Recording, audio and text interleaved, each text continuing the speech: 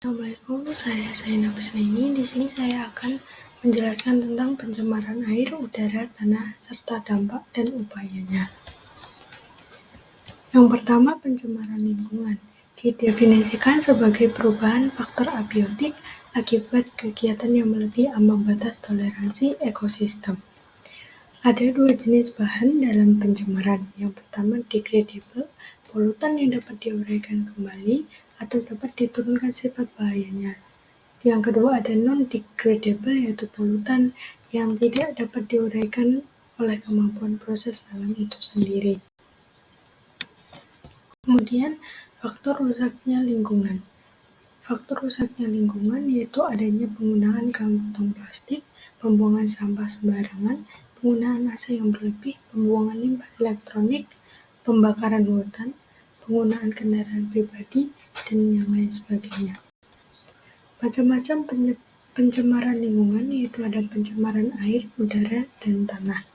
Pencemaran udara dapat berupa gas dan partikel. Contohnya, gas HZS, gas yang beracun di kawasan gunung berapi dan dihasilkan dari pembakaran minyak bumi dan batu bara. Sumber pencemaran udara lainnya yaitu ada oksida karbon berupa CO dan CO2, oksida belerang, SO dan SO3, oksida nitrogen NO, NO2, dan N2O, komponen organik volatil, suspensi partikel, dan juga suara. Pencemaran air. Polusi air dapat disebabkan oleh pembuangan limbah, sisa insektisida, pembuangan sampah domestik.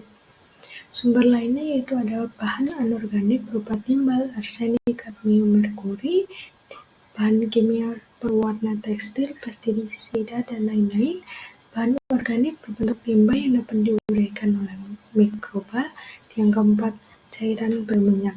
Dampaknya, media penyebaran penyakit, peningkatan alga dan enceng gondok, menurunkan kadar oksigen dalam air, dan mengganggu pernapasan. Pencemaran tanah. Pencemaran tanah disebabkan beberapa jenis, yaitu sampah plastik yang sukar hancur, botol, karet sintetis, pecahan kaca, dan kaleng. Deterjen yang bersifat non-biodegradable atau sulit diuraikan, zat kimia dari buangan pertanian, misalnya insektisida. Sumber lainnya bahan logam, bahan kimia organik, bahan pupuk organik, dan zat radioaktif. Dampaknya, pertanian seperti peningkatan salinitas tanah dan penurunan kesuburan tanah, bencana alam seperti tanah longsor, dan juga erosi. Dampak pencemaran lingkungan yaitu pemanasan global, pemekaran hayati yang ditimbulkan dari adanya pencemaran lingkungan. Pemekaran hayati ini dapat diartikan sebagai meningkatnya kadar bahan pencemar melalui tubuh makhluk hidup.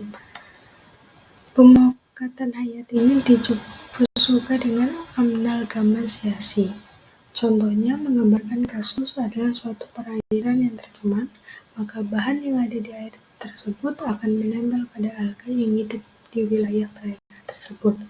Ketika alga dimakan ikan-ikan kecil terkontaminasi dengan bahan tercemar. Ketika ikan kecil tersebut dimakan oleh ikan besar, maka ikan besar juga mengandung bahan pencemar yang dimiliki oleh ikan kecil. Dan ketika ikan-ikan besar ditangkap nelayan dan dimakan oleh manusia, maka bakteri atau polutan tersebut akan masuk ke dalam tubuh manusia. Ketika manusia mengonsumsi beberapa makanan dari hewan atau tumbuhan yang telah terkontaminasi, maka segala kemungkinan buruk bisa terjadi. Dampak pencemaran lingkungan. Dari George Tyler Miller dalam bukunya berjudul Living in the Environment menjelaskan akibat pencemaran lingkungan terhadap kehidupan yang dibagi menjadi 6 tingkatan. Tingkatan pertama, gangguan estetika. Kedua, kerusakan properti. Ketiga, gangguan pada tumbuhan atau hewan. Keempat, gangguan pada kesehatan manusia. Kelima, kerusakan genetik dan reproduksi. 6, gangguan pada ekosistem secara luas.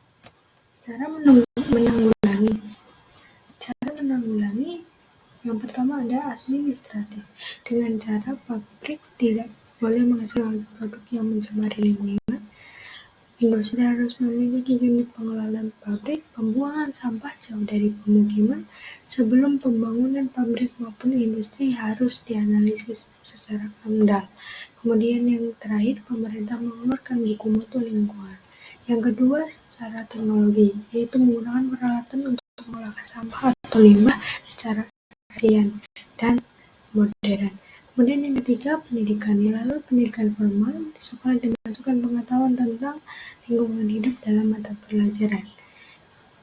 Kemudian, jalur pendidikan secara non-formal dilakukan dengan cara penyuluhan kepada masyarakat tentang pentingnya menjaga lingkungan. Yang keempat, berdasarkan Undang-Undang Nomor 32 Tahun 2009 tentang lingkungan hidup yang mengatur sistem pembuangan limbah industri. Penempatan kawasan industri terpisah dan berjauhan dari kawasan pemukiman. Pengawasan akan penggunaan bahan kimia, melakukan penghijauan, pemberian sanksi kepada pelaku pencemaran lingkungan, penyuluhan pendidikan lingkungan untuk meningkatkan kesadaran masyarakat. Sekian, terima kasih.